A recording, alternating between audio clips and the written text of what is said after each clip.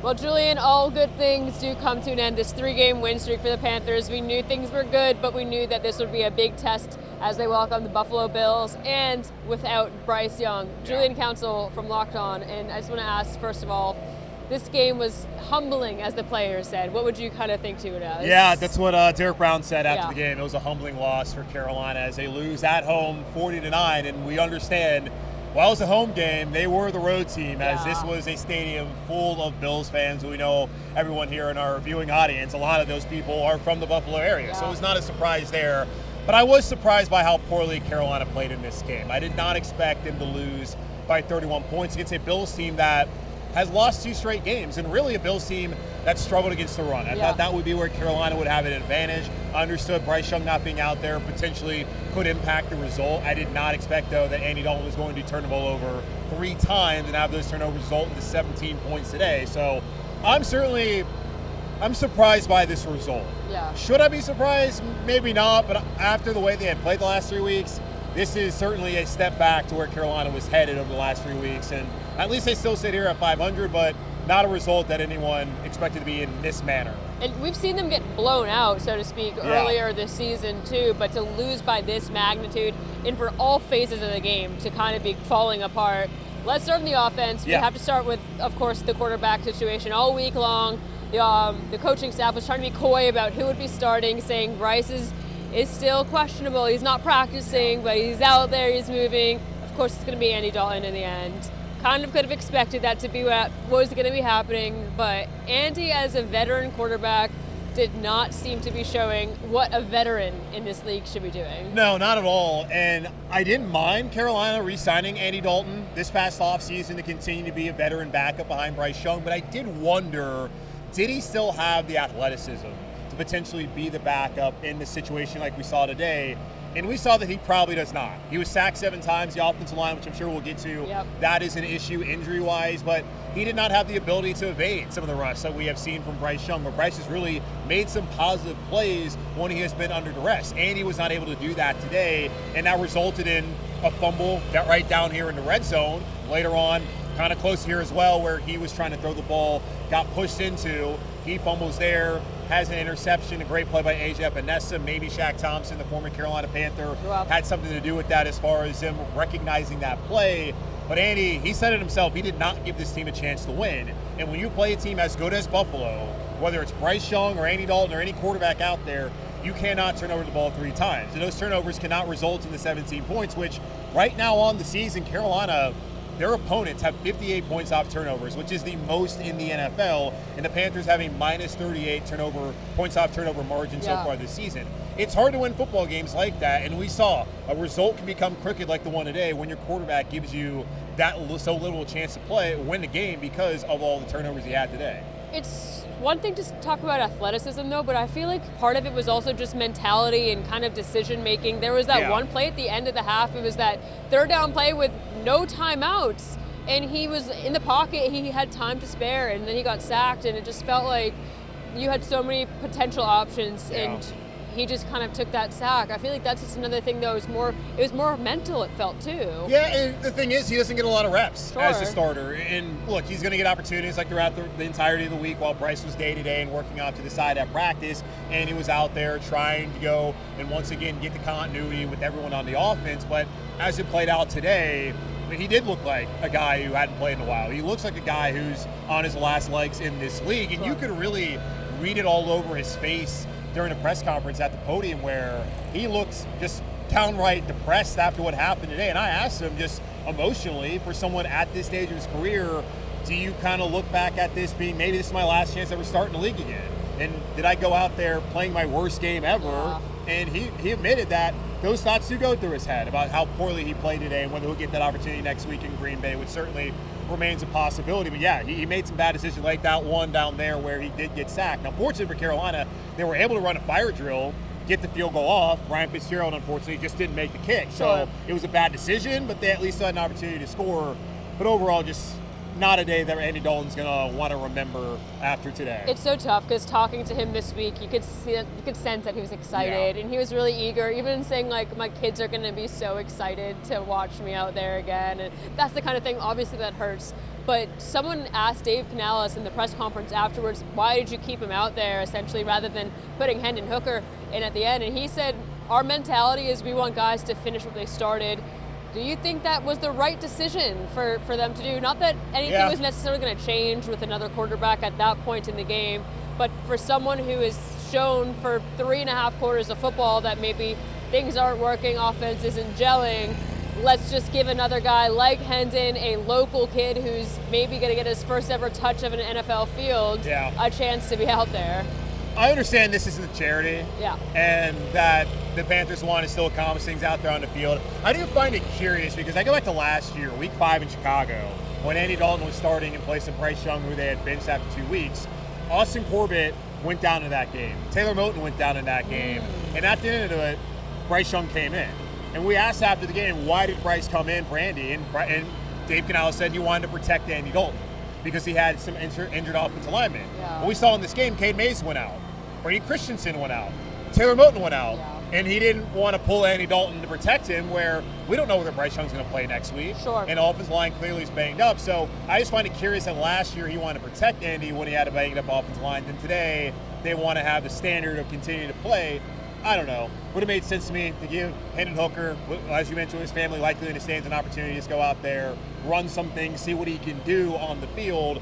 But instead, down 40-9, they tried Andy Dalton out there 2 times on a day that, again, he would love to forget. Andy Dalton 7 sacks, but to go back to that offensive line, this is the thing that's really going to pull on the people's heartstrings right now. With these 3 names that you just mentioned, including Brady Christensen with an Achilles, Dave Canales even saying that it's likely ruptured and it likely will be season-ending.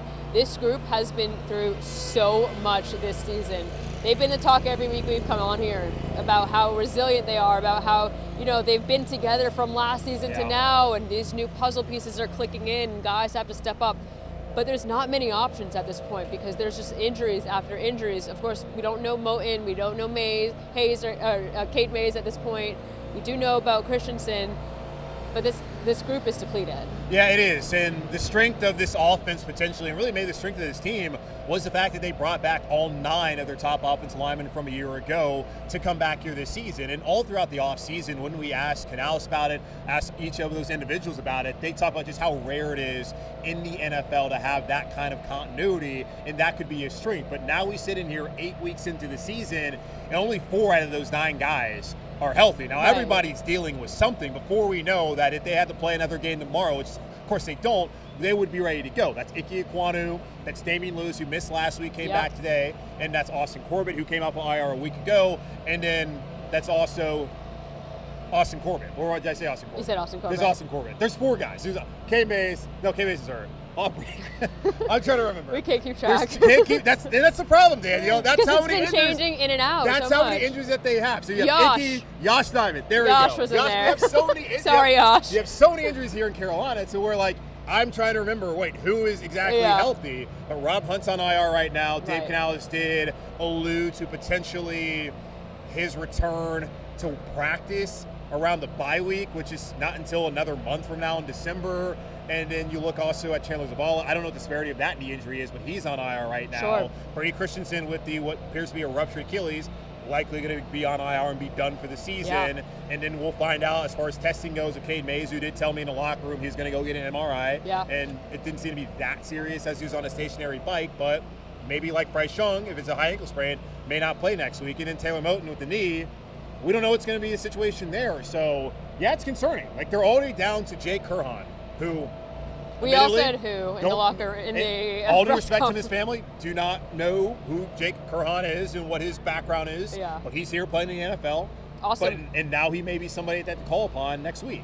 So it's not a great situation that they're in right now. And really, one more injury could put this really on the brink of, can this be a functional offense with the amount of injuries that they've had and the lack of offensive line experience you're going to have at that point in time. And you and I talked to Austin Corbett in the locker room after this one too, and he was very visibly emotional too, and saying, the bonds of this group is, that's one position group in the NFL. I just feel like it's so bonded, especially with that turnover, with how many of these guys have been here together now for some time, and they're in the trenches quite literally together all the time, and to see each other go down one by one, that's got to just be so painful. And I think the thing too is, Brady a couple years ago, week 1 against the Falcons, tore his biceps and was out for the entirety of the season.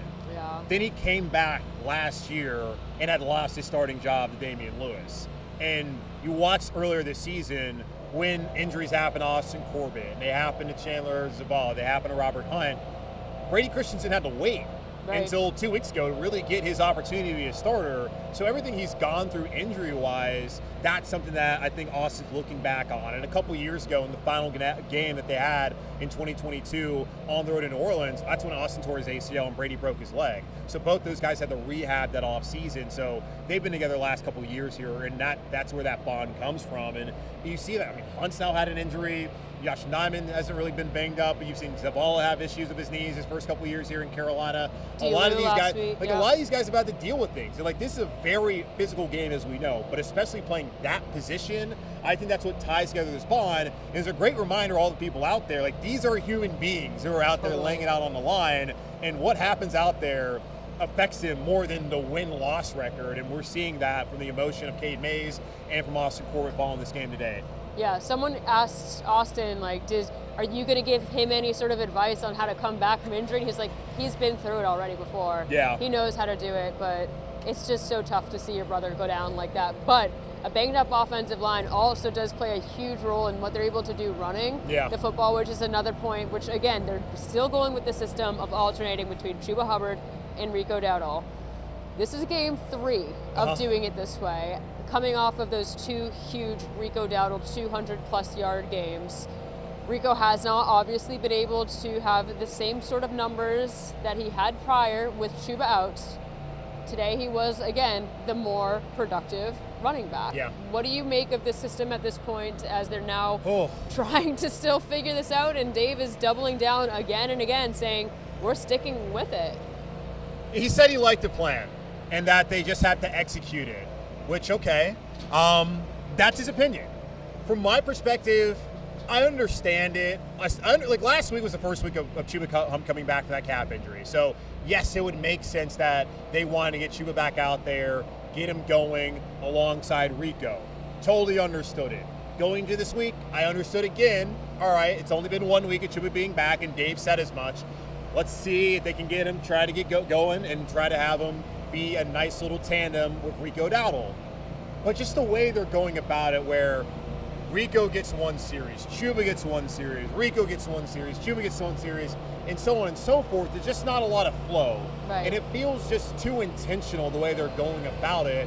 And maybe if they could just ride the hot hand, which clearly has been Rico Dowdle, who had 6.8 yards per rush today, compared to Chuba Hubbard's 2.8 yards per rush. So if Rico is having success, maybe keep going back to Rico. Yeah. And if Chuba's having success, maybe keep going back to Chuba. And if one guy gets tired, bring in the other. It can be a strength, but just the way they're going about it right now, I think is the wrong way. I don't think it's the wrong thing to play the guy you paid potentially $33 million over the next 4 years to, alongside a guy you just gave $2.5 million to in the offseason. You can have a dynamic running back tandem, but right now they don't have that. And I think a lot of it has to do just about the implementation, not necessarily whether Chuba Hubbard's good enough, but Rico certainly has been the better back at this point in time. So I'll be curious to see, heading into Green Bay throughout the week, what Dave Canales says the plan is, and then what the plan appears to be. Because if it's the same plan that they're doing next week with the same kind of results, then something certainly has to change. And I think a lot of people already feel right now, who aren't willing to be patient with it, that things need to change right now. It feels to me almost like it's a parent who's trying to be fair to both of their kids and give them those same equal opportunities, rather than kind of thinking, maybe this kid's actually a little bit better at this hobby, so let's push them a little bit further here. It seems it seems just not very intentional with how they're doing this run game, by saying, okay, you're in, you're out, you're in, you're out, rather than okay, you're in for the first 2, you're going to be the third down back on this play. Having more of a strategy based on what they're seeing on the field out there. I feel like that would be a more effective way, is to kind of evaluate what is happening on each individual down on how they should be handling the running back situation. Yeah, trying to find roles would make sense. I think they're just too similar of a back. Yeah. I feel like both Chuba and Rico can really be bruisers and can be guys who can break some tackles. Now, we have not seen Chuba run with the same kind of fervor and passion he ran with last year. And I'm not saying that it's not like he doesn't care. Obviously he does, but he just has not gotten going this season. Yeah. And kind of what I just said a moment ago, I think they're still just trying to get the Chuba that they had a year ago and pair that with the Rico that they have had so far this season, especially the one they had against Miami and against Dallas. And that's a player that they believe in. And look, Dave was asked about this with Xavier Legette early in the season if he felt like they should bench him, and he said no. Yeah. Now, XL did miss 2 weeks, but Dave talked about how much he believed in him. Yeah. And that paid off a couple weeks after when he came back. And I'm imagining he still has belief in Chuba Hubbard, is just willing to be patient enough to see that finally play out in a positive way. But through 2 weeks so far, and through 8 weeks of the season, very clearly Rico Dowdle's a better back. But it feels like, at least for now, and I'm willing to go with it. I know a lot of people aren't. I'm willing to wait and see it out for another week. That's going to be their plan, to continue to rotate, and maybe they'll tweak it a little bit, but I don't know. It doesn't seem like that, at least, is what he's wanting to do at this point in time. If we're talking bruisers, and we're talking about this game, we have to talk about Cook for a second. 216 rushing yards in this game. That is the most that any single player has had against a Carolina Panthers defense in their team's history in a single game. What was happening with the defense that they were not able to stop Cook on anything he was doing? He had his way out there. Well, they ran away from Derek Brown. Yeah. That's because we asked him about what happened. You guys have been excellent the last couple of weeks. You gave up 19 rushing yards here against Miami, 31 against Dallas, 81 last week against the New York Jets, 131 yards combined. They gave 153 on the ground to James Cook alone in the first half, which I saw in the Fox broadcast. Apparently, that's the most in a single half by any Bills player since 1992. So we weren't around for that, which is insane what he was able to do. So they ran around away from him. Some of the concepts that we saw from the Bills, a lot of the tosses to the outside, a little bit different than what we've seen some teams utilize over the last couple of weeks and even this season. And they really wanted to get out to the edge, much like New England, who had a lot of success and led to DJ Johnson no longer being here as a Carolina Panther. They wanted to test the outside linebackers in Nick Gordon and Prince Umamiel and DJ Wonnum and even Boogie Basham, who was elevated from the practice squad for this game. They wanted to test and see how those guys played. And they wanted to get away from a guy like Derek Brown, who could have wrecked their rushing attack. And let's give the Bills credit. This came in as one of the better rushing attacks in the NFL. So them having success is not surprising. Them having this amount of success based on what Carolina had been doing, that is the shock to me today. So they really reverted back to what they were at the end of last season in Week 1 against Jacksonville, and we'll see moving forward. If it's a copycat league, will more teams go out there and try to do the same thing that Buffalo did today? And if so, can Ejiro Vera, the Panthers DC, and his defensive unit bounce back and adjust to potentially seeing the same kind of running attack and schemes that they saw today against Buffalo? Yeah, you mentioned that copycat league, and I think that was interesting that Derek brought up that term, especially like you were just mentioning how they were running away from him, where they know, hey, if we go near Derek Brown, he's probably going to pancake me to the ground. Yes, very true. And Dave had said similar things about just how Buffalo handled them compared to what other teams in the past have done during this 3-game win streak. But going back to that New England game, which was their last big loss before this win streak, they kind of used that as a little bit of a catalyst, saying, we were humbled then.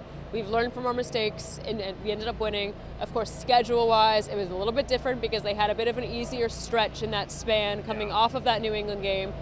Do you find this potentially to be a catalyst again, to get a humbling loss like this? We'll see. The good thing for Carolina is they sit at 4-4. They're 500 through 8 weeks. So every Panther fan going to the season should have taken that. Now, the issue is the easy opponents, so to say, are pretty much off the schedule outside of New Orleans, who benched their quarterback, Spencer Rattler, in favor of the rookie Tyler Shuck today. So we'll see in a couple of weeks who ends up being the quarterback when Carolina faces off against New Orleans. So they have 2 more games against the Saints, 2 games you would feel pretty good about winning. Atlanta got blown out by a Dolphins team, and you already blown out Atlanta right here on the same field as for Carolina. So you look at those 3 games as games that you absolutely feel pretty good about potentially being wins. The rest of the schedule, though, Green Bay is a good football team. And we'll see next week what it looks like, whether Bryce is out there. But that's going to be a tough game on the road again in Lambeau Field. And it's not like last week against New York, the Panthers played a great game against a bad Jets team that finally got a win today. And you have a game on the road on Monday Night Football against San Francisco, who's sitting at 5-3. You have the Rams as well. You have Tampa Bay twice, and they can score a lot of points. And you have Seattle. So we knew going into the year, the first 7 games, that's where Carolina really needed to try to pile up some wins. They only went 4-3. You would have hoped at least 5-2, had they got off to a better start against Jacksonville or against Arizona. So now they're really in a tough situation where you're 500, but things could really go sideways here just because of the talent level and the fact, as you mentioned, when you have played some better teams like New England and like Buffalo today, two of the top teams in the AFC East and the AFC overall, you've gotten blown out. When you played some of the worst teams like the Dolphins and the Jets, you've had kind of your struggles, but you've come out on top and you beat a Dallas Cowboys team who I believe is right there on the same level of you. So we know the Panthers aren't a terrible football team. No. We also know they're not up here in the upper echelon of the NFL. They're smack dab in the middle.